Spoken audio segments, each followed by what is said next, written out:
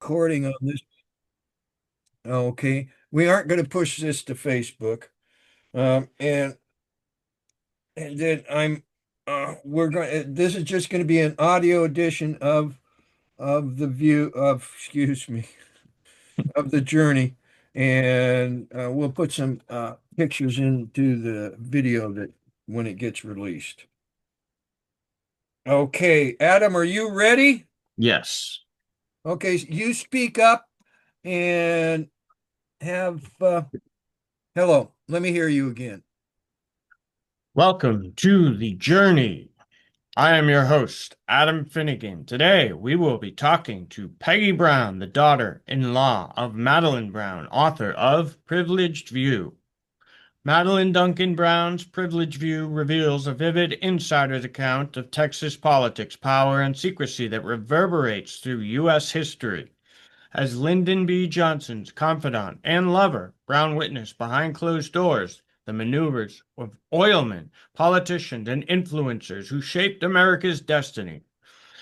Through Brown's perspective, readers are drawn into the heart of the Texas elite. Figures like Clint Murchison, H.L. Hunt, and Johnson himself as they orchestrate and control from covert alliances to shocking admissions. Privileged View brings readers to the tables where Texas's elite made history and smoky backrooms on private ranches and in extravagant gatherings where decisions that shaped the nation were made. As Brown navigates a path through these dangerous waters, she uncovers shocking truths, including how Lyndon B. Johnson and the powerful oilmen shaped and protected their interests at any cost. Her story offers a compelling lens on the dark side of American politics, exposing a narrative that remained hidden for decades. And now, our host, publisher, Kris Millegan. Thank you, Adam, very much. We haven't done any of these journeys for a couple of months. I've just been busy and busy, busy, and I'm so happy to start these up again. Talking to my good friend Peggy Brown, who I met in Dallas at the JFK conferences, and she would come around, and she was a very nice lady, and we talked, and then I found out that, she was the daughter-in-law of Madeline Brown. And we continued to talk and have fun.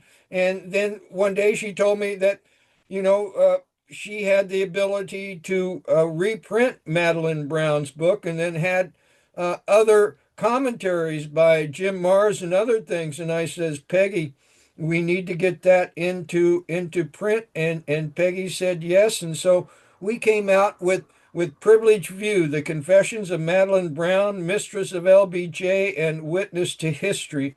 And it is an amazing book because, there's people that have tried to denigrate Madeline Brown forever. And Peggy, thank you so, so much for coming on this journey episode. And uh, let me ask you this. You were married to Madeline's son Jimmy, and what did you think of Madeline the first time you met her? Well, I thought she was beautiful. Ha ha! Well, that's a good quality to be if you're going to be somebody's mistress. I don't know. Well, that's great. How many years were you around Madeline? For many years, I met her in 1975. Wow, wow. So what did she think of the whole assassination thing and all the noise that goes around it? She thought LBJ was behind it Okay, and was very involved in what happened and the cover up. right. And so, but she came out and people didn't believe what she had to say. What did you think about that? Well, she did get a lot of flack from different people, but that's because they didn't know the whole story and didn't bother to research it. Right. Well, okay, what is the whole story?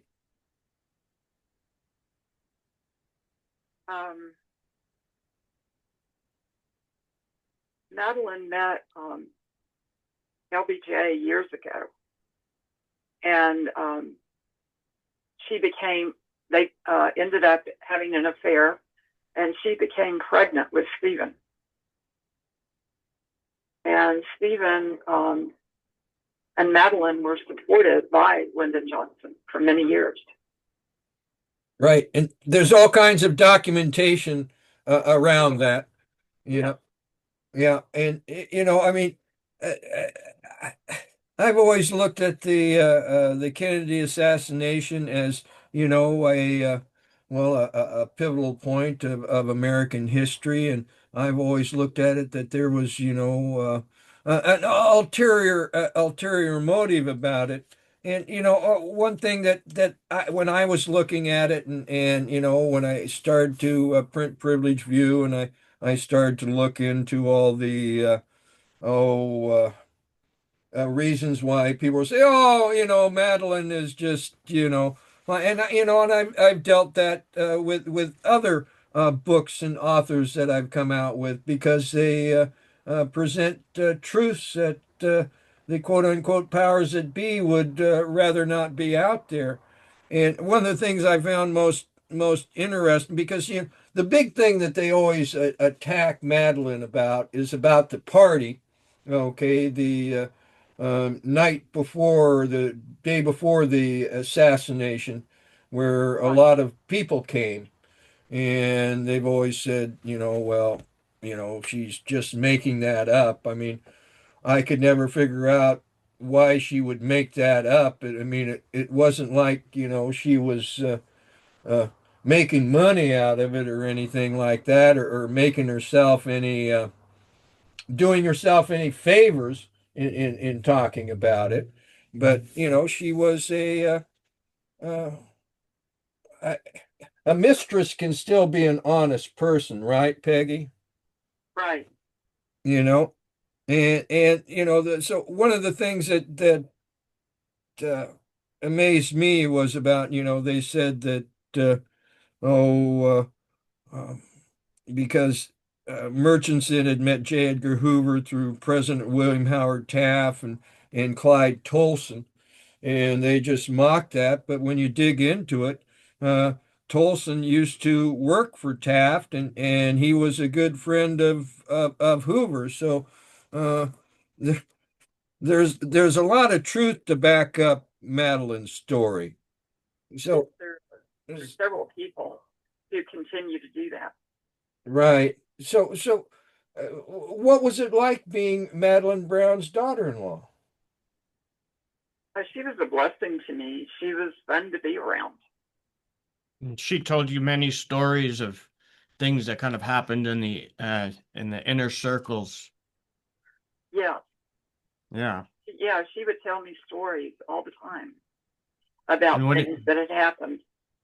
And I knew her son, Stephen. And I later married her other son, Jimmy. Right. And I knew the family, and I knew her invalid sister-in-law that she cared for. And she did so many things that so many people weren't aware of. She was very kind to people. Right. And well, you used to, one of the before I knew about the manuscript Privilege View, you used to tell me stories about how she would have dinner parties and get-togethers with other people in Dallas who were assassination figures, such as Levitt and Marina Oswald and Billy Saul, and these people would get together and have lunch and dinners. Yeah, we did that frequently. Well, I would have loved to have been a fly on that wall. What happened during those dinners? What did they talk about? They would talk about the assassination, and they would talk about current events, and they managed to stay together. This group stuck together, this research community. Mm-hmm. here in Dallas. Mm-hmm. So, And everyone knew everyone. And we would even have some of the dinners we would have would be at the top of the cliff in Oak Cliff. It's a restaurant on top of the Bank of America building. And she entertained there frequently. And Billy Saul was usually around, Beverly Oliver, and Robert Roden, and a lot of the research community would come to her gathering. What was Billy Saul like? He was funny. and he was super intelligent. And it was a pleasure to visit with him. So, did these folks talk about, how the assassination affected their lives? Yeah, they did. Especially Marina and Mary Farrell and those people. And Billy Saul, of course, too. What would they say? Jean Hill was always with us. Yeah. Just, I don't know, just a lot of us got together at different times. I remember Aubrey had a party out at his house in Plano, and he had a swimming party and a dinner, potluck dinner. And there were just many different events that we would do. Billy Saul lived in Granbury, and he would had me drive people out to visit him that were in the research community over the years. So, who shot Kennedy? Who shot Kennedy? It was a triangulation. It wasn't Oswald. There's no way Oswald could have done it from the trajectory. Right. So has anybody ever contacted you about giving evidence or anything to these people to No, I always kept a low profile. Yeah. Well, now I just felt that her story should come out. Right. Because I mean, it always amazed me how, Texas in the Morning was out there, but it really, there was some people that talked about it, Jim Mars and other people, but then a lot of people would just, denigrate her, and I just. Dave Perry and a few others didn't research her thoroughly, and they reported what they assumed was the truth. Right. Well, we always know what happens when you assume, right? Right. And Jim Mars was always with us too, and he had classes at the UTA, and we would attend those. And it still just amazes me that over the years and all this information and the stuff that Madeline talked about and Jim talked about, and Oliver Stone's movie, but still we had the continued official story that Lee Harvey Oswald killed the president and blah blah blah. And I mean, did Madeline talk about it directly in private? What would she say? Oh, these people are calling me names, or how would she react to people like Perry? She didn't talk about that very much. She had other people that were supportive of her, and they were publicly speaking out on her behalf. Okay. So maybe, I mean, I had the perceivement of, somebody, living out in Oregon and, and seeing, the national news and, and trying to, read, I can't say I've read every JFK book. There's quite a few of them, but, I would read them and I could see where some people would say, well, Madeline's telling the truth, and other people would, have to question it and all kinds of different things. But it seems that, in Dallas, there was a different attitude toward Madeline. Right. Most of the people that knew LBJ spoke publicly about Madeline and Johnson. Mm-hmm. They knew the truth. Right. And so basically, at one time when the truth was starting to come out, basically LBJ arranged a marriage for Madeline. Yes, he did. A- And, so uh, how did Madeline survive financially all these years? Was the gentleman that he married her with, that was he wealthy or? No, Johnson supported her. And, And Barr McClellan has proof of that. mm-hmm, mm-hmm. So, I mean, there's a lot of evidence out there. So how come there's still all the denigration of her and the refusal to believe her story? I don't hear that very much. Well, that's because you're in Dallas. Right, right. Everybody supports her. Peggy, I have a question for you.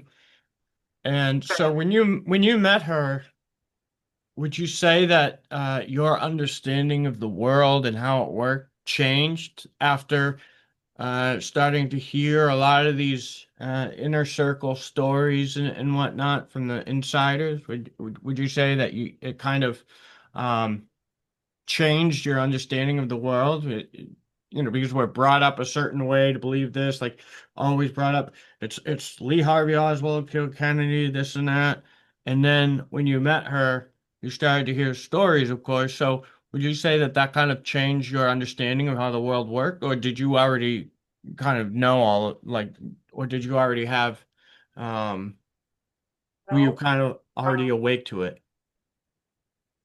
it changed my understanding because some of the people that she was friends with in her inner circle with Lyndon and Murchison and all of these other people, I knew their children.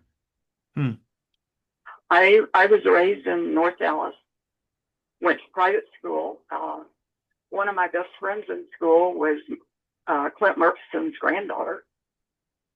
Wow.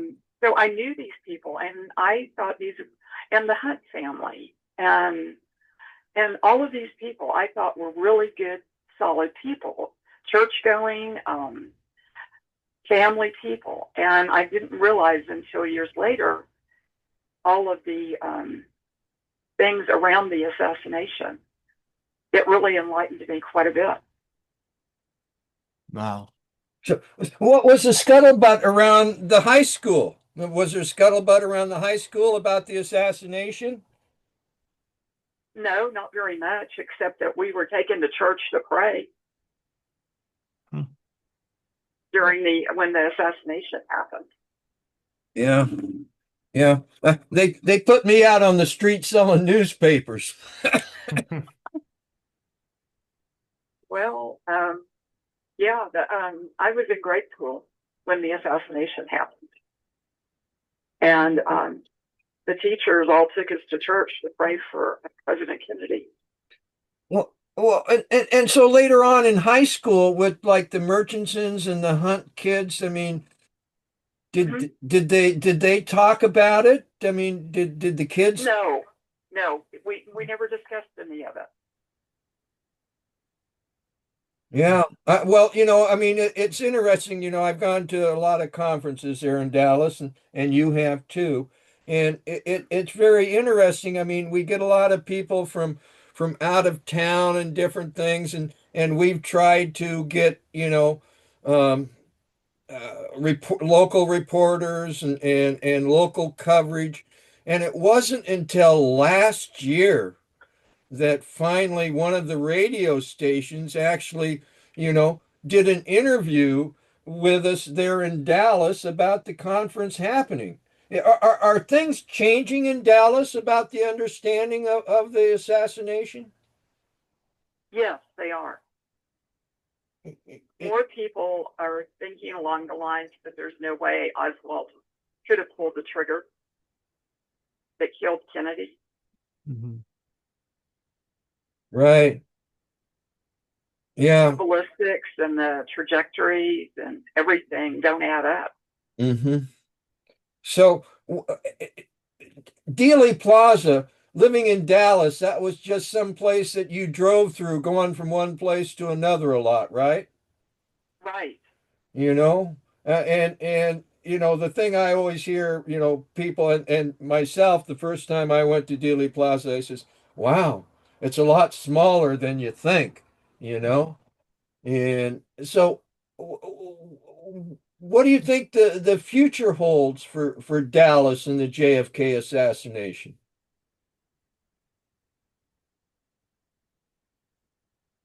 I'm not really sure, but they're not covering it up like they did.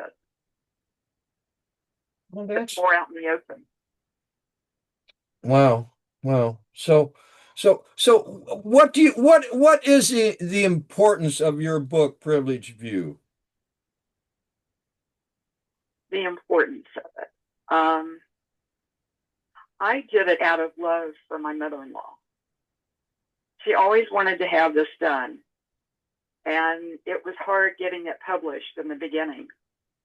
And so she and a mutual friend of ours who worked for the Dallas Times Herald, Connie Kritzberg, they did a self-published manuscript called Dallas Did It. And they relayed the story. But now we can have it out in book form, and more people can see the truth of what really happened. Wow. Dallas did it. I tell you that must have endeared her to the city fathers. Oh, I'm sure. So, But Connie came up with the idea, and she put what she knew of the assassination and everything around it and the day it happened with what Madeline had. And they came up with a mutual manuscript story about the assassination. mm-hmm, mm-hmm. In what way did doing all of this did this influence you on your life path in any way that if this hadn't happened and you hadn't been involved in this, that you think you would have taken a different life, a different path in life? Did this have any influence on your life and the path that you took? No, because I always worked full time. Oh, I always had a full time job and mm-hmm. took care of myself. I worked with Robert Groden on a documentary called The Medical Evidence, JFK Case for Conspiracy, The Medical Evidence. Mm-hmm. I set up all the interviews with all of the doctors from Parkland and went with Robert while he interviewed them. Wow. Wow. So I you connected him with doctors he wasn't able to get in touch with. well Just from growing up here in Dallas. right. So you met a bunch of these doctors and Yes, I met them. so and I knew some of them just from living here in Dallas. So what did they say? Our documentary showed how Kennedy could not have been killed by Oswald because the shots came from different directions. Right. So it was a triangulation. mm-hmm, mm-hmm. Yes. It was from behind on the railroad trellis and on the and in Dealey Plaza itself. So well, let me ask you about Jimmy. Yeah. You know, being the son of Madeline Brown, and she had, you know, this notoriety. What did he think of that, and how did he deal with it? he lived it, and he knew that it was real, that it was true. So he was He was at the Driscoll Hotel. He and Stephen were with their mom when she met Johnson at the Driscoll Hotel, and he saw firsthand. And then also Johnson arranged to have their Cub Scout troop flown down to Austin to visit the TV station there. Wow. And there's pictures of all of this, and there's documentation of all of this. And if people would just dig far enough, they will see that she's telling the truth. And her truth is pretty explosive, isn't it? Yes, it is. Because basically she's saying that, Johnson was a part of the assassination. Now, it's my posit that your basic crew was, Johnson and Hoover. They're on the, they're so blackmailable. They're in your pocket. And then you have Alan Dulles, and he's a consigliere. And then you've got George H.W. Bush and then Nelson Rockefeller, because those 5 people were caught on a phone conversation. Trent Parker of Operation Pegasus was tapping Hoover's phone, and they got that conversation. And so And then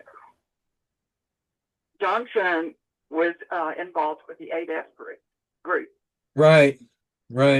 Because, I mean, there was all kinds of things that were about ready to happen. I mean, Don Reynolds was in the chair when Kennedy got shot, testifying against Johnson about, kickbacks and with the Bobby Baker scandal. And you had lots of things that were about ready to implode on a bunch of people. And so it just, I mean, the experience of growing up in Dallas, I just find very interesting. And, how the act filtered down, because, there had to be a lot of corruption that allowed it to happen. Right. And there was in the city at that time. And Dallas, during the time of the assassination, Dallas was like a small town. Everybody knew everybody, whether they lived in Oak Cliff or North Dallas. People just knew each other through church, school, social groups. I remember my first husband's parents would take me to the Petroleum Club frequently, where I met several of these people that were friends with Madeline and Johnson. So for viewers that or listeners that don't know, what is the 8F group? Okay, it's a group of wealthy Texas oilmen from that time period. Right. They would meet in Houston. So,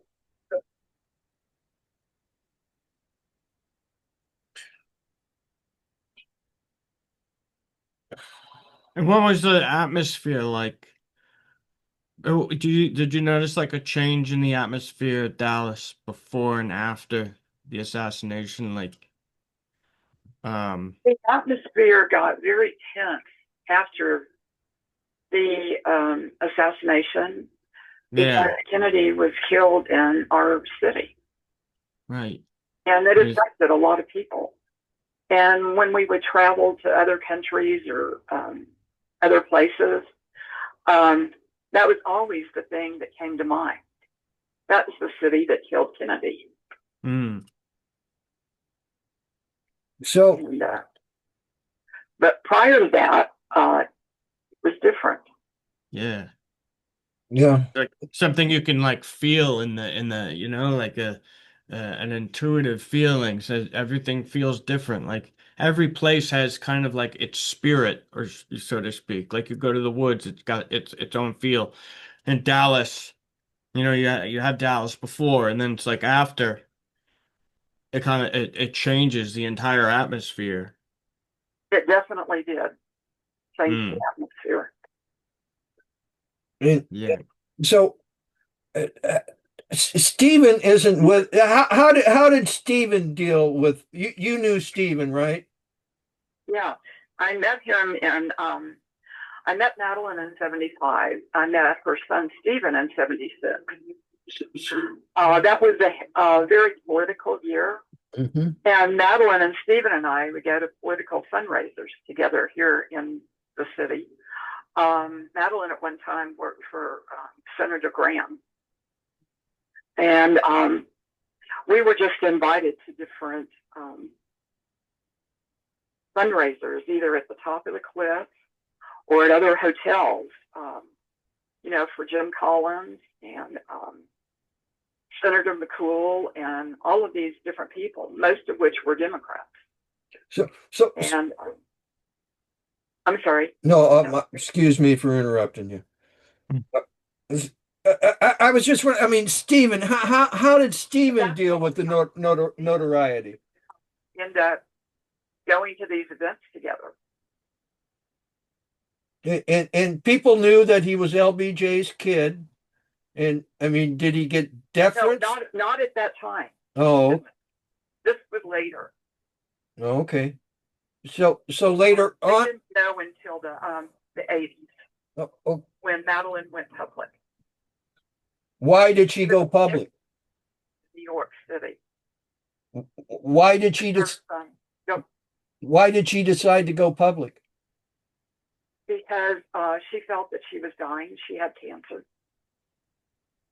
And she wanted Stephen to know, because he was always asking questions about who his real father was.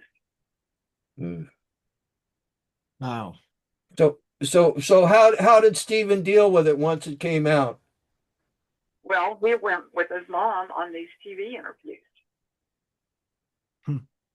And of course there was people that didn't want this story out there and to call them liars. And I mean that has to be hard to come out in public and to reveal a secret and then not really be applauded but more shoved around, it seems to me. So it was hard for them. What was his reaction to knowing that he was LBJ's kid? Did he have any like what did he was shocked? Yeah. Shocked. He and he was digging for proof as well, which he got. And what did he think of LBJ? Do you know? What did he think of LBJ? Well, there was uncanny resemblance. Mm-hmm. Physically. Yeah. You could tell by looking at him and looking at LBJ when he was younger how similar they looked in appearance, for one thing. And then before Stephen died in 1990, a test was run, and it showed that the paternity test was run, and it showed LBJ and Madeline. It was in in Stephen's genes. Wow. So people don't know that. Right. The test. Right. But did LBJ never publicly recognized him? No. And do you know what his opinion of LBJ was? Like, did he dislike him or like him, or did he not really have any He didn't opinion really about it? have any opinion one way or the other. Okay. He just Yeah, wanted to know the truth of who his father was. of course. And that's why Madeline opened up and revealed this. Prior to that, she wasn't very public about it at all. But then when you know your time's kind of um, coming to a close, your conscience kind of comes out, and that's why a lot of times you'll see these, like deathbed confessions and stuff. Um, That's but what it she, was. Because she thought she was dying. mhm. And then she had a miraculous recovery from her cancer. So was she happy that she had revealed it? Yes, she was. It was like a relief that she Yeah. could finally talk about it. And it was like you wonder too, is like all of that weight, holding all of that weight and like emotionally and stuff would take a toll on your health. And I wonder if getting all of that off or just like helped her to recover uh better. Like just because, Yeah, that's a possibility stress because has a she really did feel relieved after she was able to tell the truth about what mm, happened. So And that's, go ahead. no, you go ahead. mm, And I was going to say that's another reason Connie helped her, Connie Kritzberg. Mm-hmm. When we were having trouble getting the book published the first time, she and Connie did the manuscript. Dallas did it. But also there was another author, Harry Livingston, who took the manuscript or got a copy of it from someone, edited it the way he thought it should be edited, and came out with Texas in the Morning. And that was published in 97. Yep. Yep. And so anyway, Madeline just wanted what she wrote to be in print and not what somebody had edited for her. She wanted her story out there. And so that's how come Privileged View came about. And I A title for the book. right. And I thank you so much. It's just an amazing book. Now, uh, how did how did Connie's I mean Madeline's reception in Dallas social community, did it change after she came out and talked about it? No, most of those people were deceased by them. And people in Texas were generally aware of the relationship that Madeline had with LBJ. No, but several of Johnson's friends were in Austin Right. and in DC. So, did Madeline ever meet Lady Bird? mhm. No. Oh, I'm sorry. Yes, she did. She met Lady Bird when she first met Johnson. Yeah, she was like an advertising Representative. And their TV station was a client of her company's. And she was the advertising executive for them. So she met Lady Bird the same time she met Johnson at the hotel, the Adolphus Hotel in Dallas. So, was LBJ was their first meeting? Was LBJ a big love of Madeline's life? Yeah, very much so. But that was prior to me knowing her. I just heard stories later. Wow. Any story you want to relate? Child when all that was going on. Mm-hmm. Mm-hmm. Okay, well, I tell you, Peggy, you have any last words or thoughts about the book and about, Dallas and JFK or anything? I know that my husband Jimmy wanted to honor his mother by having her material published. And so we were working on it prior to his death. And after he passed, got together with you, and we were able to get it done. Amen. Amen. And it's got some color pictures in there and again, it not only has Texas in the Morning, but it has her original manuscript that she worked with Jim Mars on it. And it's just an incredible document of reality. Adam, you have any last comments or questions for Peggy? No, it was a pleasure to hear about this, and um, I'm glad that this got published, and it's nice to hear about somebody kind of like getting all of that off their chest and